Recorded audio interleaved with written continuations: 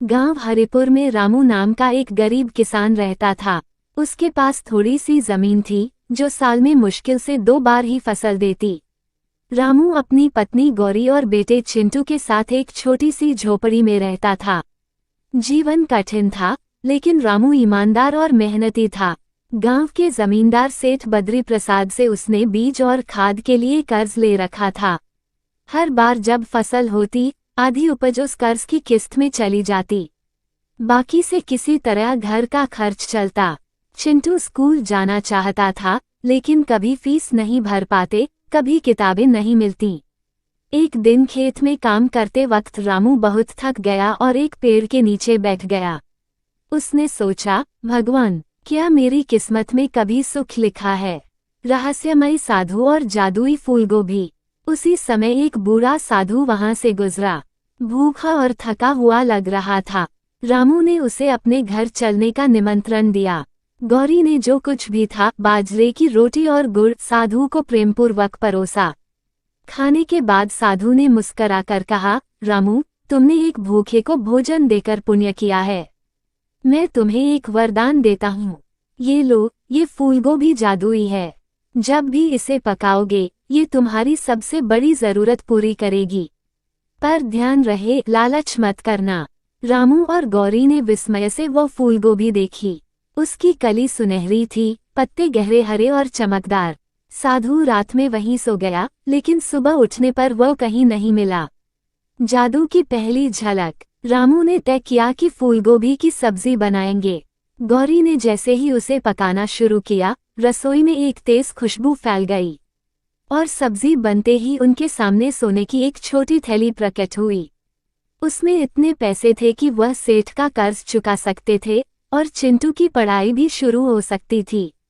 रामू ने भगवान का धन्यवाद किया। अगले दिन वह सेठ बद्री प्रसाद के पास गया और पूरा कर्ज चुका दिया। गांव में चर्चा फैल गई, रामू के पास पैसा कहाँ से आया? बदलती जिंदगी। अब रामू के घर में रोज ताज़ा खाना बनने लगा। चिंटू अच्छे कपड़े पहनकर स्कूल जाने लगा। गौरी को भी कुछ नया सिलाया पहनने को मिला। रामू अब खेत में ज्यादा मेहनत से काम करता, लेकिन अब उसका चेहरा थका हुआ नहीं, आत्मविश्वासी लगता। हर हफ्ते गौरी एक बार फूलगोभी पकाती और हर बार परिवार की कोई जरूरी चीज मिल जाती, नई किताबें, बैल के लिए नया हल या चिंटू के लिए स्कूल बैग। गांव वालों की ईर्ष्या। गांव वालों को रामू की तरक्की हजम नहीं हो रही थी। सेठ बद्री प्रसाद को शक हुआ। उसने अपने नौकर से रामू के घर की टोह लेने को कहा। नौकर ने देखा कि हर हफ्ते रामू की पत्नी वही एक फूलगोभी पकाती है, जो कभी खत्म नहीं होती। सेठ ने लालच में आकर रामू को बुलाया और कहा, मुझे भी वह फूलगोभी चाहिए, वरना तुम्हें फिर से कर्ज में डुबो दूंगा। रामू ने विनम्रता से मना कर दिया, सेठ जी, वह फूलगोभी हमें भगवान की देन है। इसका दुरुपयोग ठीक नहीं। सेठ ने गुस्से में नौकरों को भेजकर फूलगोभी चुरा ली। जादू का अंत और सीख। सेठ ने फूलगोभी पकाने का आदेश दिया, लेकिन जैसे ही उसने इसे पकाया, रसोई से धुआं निकलने लगा और एक जोर का विस्फोट हुआ। पूरा घर काले धुएं से भर गया।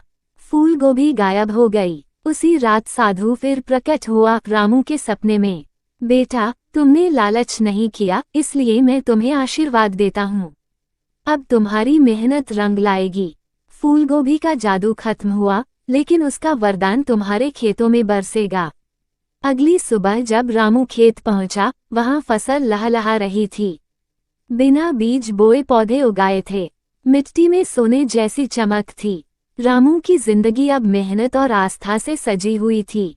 गांव वालों ने उससे माफी मांगी और सेठ बद्री प्रसाद ने सबक सीखा कि सच्चा सुख दूसरों की मदद करने में है, न कि जबरदस्ती और लालच में।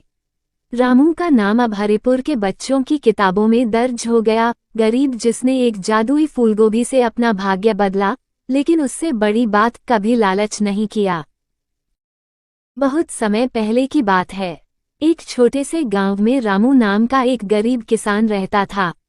उसकी एक छोटी सी जमीन थी, जिस पर वह मेहनत करके अपनी आजीविका चलाता था। लेकिन लगातार सूखे और खराब फसल के कारण वह बहुत परेशान था। उसकी हालत इतनी खराब हो गई थी कि उसके पास खाने के लिए भी पर्याप्त अन्न नहीं था। जादू की शुरुआत। एक दिन जब वो अपने खेत में हल चला रहा था, उसे जमीन में कुछ अजीब सा चमकता हुआ नजर आया। उसने उत्सुकतावश मिट्टी हटाई और पाया कि वहां एक बड़ी मूली उगी हुई थी जो चमक रही थी। रामू ने उसे निकालने की कोशिश की, लेकिन वह इतनी बड़ी और भारी थी कि वह अकेले उसे निकाल नहीं सका। उसने गांव वालों को बुलाया और सबने मिलकर उस मूली को बाहर निकाला। जैसे ही मूली को बाहर निकाला गया, अचानक वहां एक तेज रोशनी फैली और एक जादुई बाबा प्रकट हुए। उन्होंने मुस्कुराते हुए रामू से कहा, रामू, तुम एक ईमानदार और मेहनती किसान हो, इसलिए मैं तुम्हें ये जादुई मूली दे रहा हूँ। यह मूली तुम्हारी किस्मत बदल सकती है। रामू ने आश्चर्य से पूछा, बाबा, यह मूली कैसे मेरी किस्मत बदलेगी?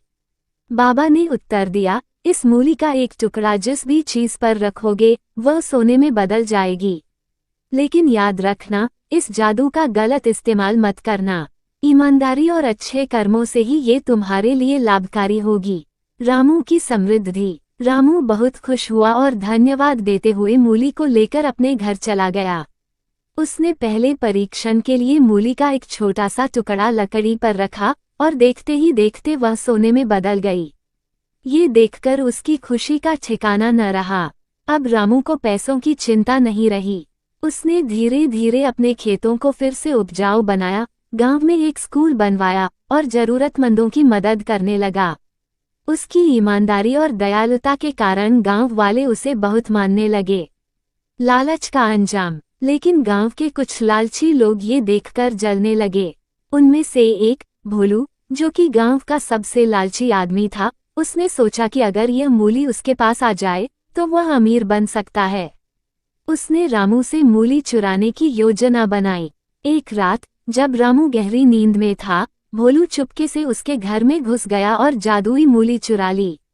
वो बहुत खुश हुआ और उसने तुरंत मूली का एक टुकड़ा अपने घर की दीवार पर रखा, जिससे दीवार सोने की बन गई। अब उसकी लालच और बढ़ गई। उसने मूली का बड़ा हिस्सा अपने पूरे घर पर रगड़ दिया। लेकिन तभी एक अजीब घटना घटी। जैसे ही उसने मूली का इस्तेमाल ज्यादा करने की कोशिश की, पूरा घर सोने का होते ही अचानक भारी होने लगा और भर भर आकर गिर पड़ा। भोलू उसमें फंस गया और उसे बहुत चोटें आईं। मूली के जादू का गलत इस्तेमाल करने के कारण उसका पूरा सोना मिट्टी में बदल गया। राजा की नज़र। भोलू की लालच का परिणाम सबके सामने था, लेकिन इस घटना के बाद एक और समस्या खड़ी हो गई।